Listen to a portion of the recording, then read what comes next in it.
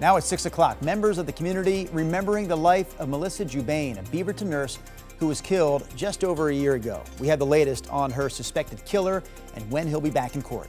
And still no classes for students in Evergreen and La Center schools as staff remain on strike. The latest on ongoing negotiations and the legal action looming. Plus, I gave him the name Rudolph because his nose was all red. Well, we're going to meet this cute little kitten again. Coming up at 6:15, it's Rudy. You might remember Rudy. One of our KGW crews found him while covering the Rowena fire in the Dalles back in June. We'll let you know how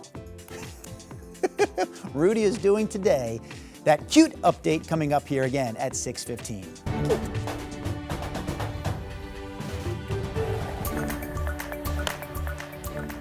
good morning, and thank you for joining us on your Monday. I'm China Green. And I'm Drew Carney. I'm going to go ahead and say that all Rudy updates should be handled by you, China.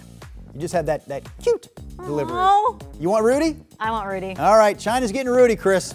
You've got the weather and the traffic. It's a cute story. It is for sure a cute story. All right, from cute to pretty. How about this? A pretty colorful sunrise out there this morning. Sun up in about 40 minutes or so.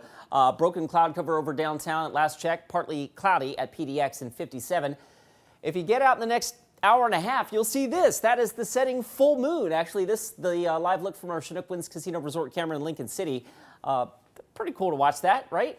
All right, we are waking up to broken cloud cover across the northern Willamette Valley and the North Oregon coast, but off to the south and west, that is the next weather system that will be throwing some shade our way, as in cloud cover and eventually some rain later today. Our morning commute will be dry, and I think a good chunk of our day will be dry, but the shower threat increases later today, so we bring in that shower chance between 3 and 6, and then I think showers likely tonight. Daytime highs before any wet weather moves in, topping out in the upper 70s. All right, let's get you out the door. And first off, for folks that ride TriMet, the Max Blue and Red line, a reminder that TriMet's doing some significant maintenance in the Robertson Tunnel. That's the tunnel that goes through the West Hills.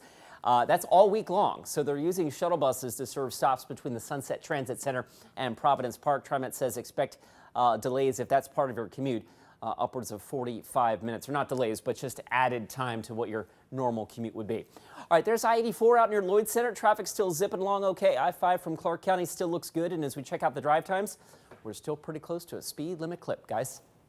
All right, thank you, Chris. Top story here at 6 o'clock. It has been just over a year since a Beaverton nurse went missing before she was eventually found dead. Days after her disappearance, her neighbor was arrested and charged with murder. Sunrise reporter Thomas Schultz joins us from the Washington County Courthouse with an update on the case. Thomas.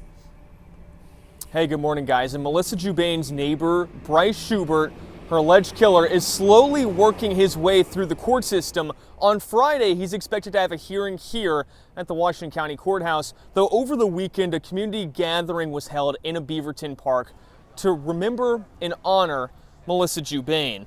On September 4th of last year, Jubain was reported missing when she didn't show up to work at Providence St. Vincent. 2 days later, her remains were found and Schubert was arrested. Along with first-degree murder, he was charged with kidnapping and abuse of a corpse. The two lived in the same Beaverton apartment complex. Jubain had recently gotten married. During this weekend's vigil, many who attended wanted to highlight her story. It is not an isolated one.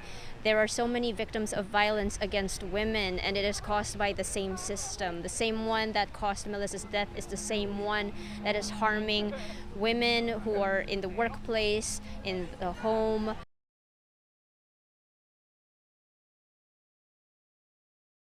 Friday for the hearing. Before it begins at 2:30, they plan to hold a rally here on the courthouse steps to support her cause. Drew, China. All right, Thomas Schultz live outside the Washington County Courthouse for us. Meanwhile, a memorial is set up outside this southeast Portland home where 3 people were found dead Saturday afternoon. Officers responded to a suicide call at the home on Southeast 64th, 2 blocks from Brentwood City Park. When they went inside, they found 1 man and 2 women dead. Investigators believe they were related. Here's Portland Police Chief Bob Day. First and foremost mission of the Portland Police Bureau is the preservation of life. And it saddens us deeply when we arrive too late to maybe intervene or interdict and complete that mission. Portland Police is asking anyone with more information about what happened Saturday to give them a call. Pacific County deputies in Long Beach, Washington arrested a juvenile on attempted murder charges after the teen tried to stab someone multiple times. It happened at a home just after 12:30 Saturday afternoon. Witnesses told police that they saw a 15-year-old boy follow the victim with a knife after a fight. That's when the teen attempted to stab the victim multiple times. Bystanders were able to restrain him and disarm the teen without anyone getting hurt. A man was hit and killed by a car on I-5 while trying to run away from police in North Portland Saturday night. Officers say they tried to pull the man over on North Rosa Parks Way, but he took off in his car. According to police, he wound up crashing near the Rosa Parks on-ramp to I-5, got out and started running across the freeway and was hit by a passing car. The driver of that car stopped and is cooperating with investigators. Evergreen Public School leaders have canceled classes again for the 9th day after negotiations between the union representing classified workers fell through once again. And now the district is threatening legal action if a deal isn't reached soon. So the district may ask a judge to compel the union to end its strike, which they say is illegal under Washington state law. The school board says legal action is a last resort. The district said bargaining team will meet again today. Schools in La Center will also be closed today through Wednesday because of the ongoing teacher strike in that district. Negotiations with the teachers union continue, but the La Center School District has already said if they can't reach an agreement by 6 o'clock tomorrow night, schools will be closed for the rest of the week. Over the weekend, pop culture fans of all sorts invaded. What is that? It's the Ghostbusters ghost. Oh. It's like the Slimer guy. Right. Yeah. Convention Center for Rose City Comic Con was just popping. From comics, movies to TV shows and more. Tens of thousands of people came out to meet artists, creators, and fellow fans. And this year's event even featured events with local ties like Goonies reunion for the 40th anniversary, along with signings for new releases. I'm writing Batman #1. It literally came out on Wednesday, a brand new volume of Batman, and it felt like this is an appropriate time to come out and say thanks and sign my name a bunch of times and meet people who do this and make it possible for me to do this. There was also a chance for people to learn. Oregon State University researchers were there all weekend demonstrating advanced robotics. I like that robots can be used to help people. This robot, Sammy, is one that we've designed to be used in like assisted living facilities, stuff like that, skilled nursing facilities.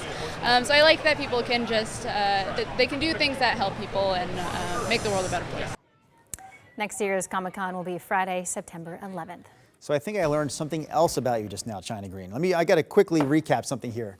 Have you seen Home Alone? I think you haven't. I have. You have I seen have Home now. Alone? Yes. You've seen it now? Now. Like last year? Yes. Okay, good. Was good that for from you. peer pressure? Yes. I don't think. Have Good you job, seen Drew. E.T.? No. You've not seen E.T. No. And now I think that you have not seen Ghostbusters? No. Never saw Ghostbusters. No. Some of the greatest lessons I learned in life were from those movies. E.T. I don't. If you're lost, you have to phone home. Do you even know that? E.T. taught me that. Phone home, like call home. Yes, if you're lost, you must phone home. Now, isn't that crazy, Chris? so- There's a bicycle that's pedaling through the sky. It's like the greatest thing from the I thought 70s everyone 30 and over Oh my has seen goodness. E.T. at least once in their life. Sorry, fans. It's okay. All right, moving on. Sorry, Moving Chris. on. All right, let's get you out the door. This is a live look from our Chehalem tasting room camera in Sherwood. Brian Matthews, thank you for calling my attention to this. He's got like, all 80 sky cameras in front of him. He's like, you got to check this out. This camera always looks like a painting, and it doesn't disappoint this morning. Sun up in about 35 minutes or so. What a beautiful start there. Same story from our Wells Fargo sky camera. 57 last check at PDX, and elsewhere across the region, we're waking up to a pair of 5s in Beaverton, down to the south, Salem at 59, Almsville 58, and Estacada. Good morning to you folks in Clackamas County, 53. All right, starting off with broken cloud cover, so some early sun, but the clouds will win the battle today. In fact, eventually those clouds are going to yield some rain. There's our next weather system. It's still offshore, but it's going to take this little bit of a kind of a circular route here, right up through northern California and central Oregon. We're in the northern periphery of this system, so it's probably going to take a while for rain or showers to develop in the metro area. But Futurecast does have some showers developing in the Cascades by mid-morning, maybe in the southern Willamette Valley down towards Corvallis and Eugene. Salem, maybe. As I roll the clock on Futurecast, our modeling likes to develop showers in the higher terrain of the Coast Range and the Cascades before it develops any rain in the Willamette Valley. So with that in mind, here we are at 4 o'clock. Not to say that we won't see a shower before then, but odds favor later in the afternoon commute and into this evening to see rain in the Willamette Valley today. As I fast forward the clock into Tuesday morning, again, we're on the northern periphery of this system, so getting the back edge of it will keep Portland on and off wet. Better chance for more consistent rain as you get down towards Salem and Point South. But the point is a dry start and then evening showers and then occasional showers in our Tuesday and Wednesday forecast as well. I'll step out of the way. We go right back into some warm and dry conditions as we go into Thursday, Friday, and the first half of the weekend. The early look to next weekend, guys, it's a 50-50 shot here. I think we've got sun on Saturday and then rain for Sunday. Back to you.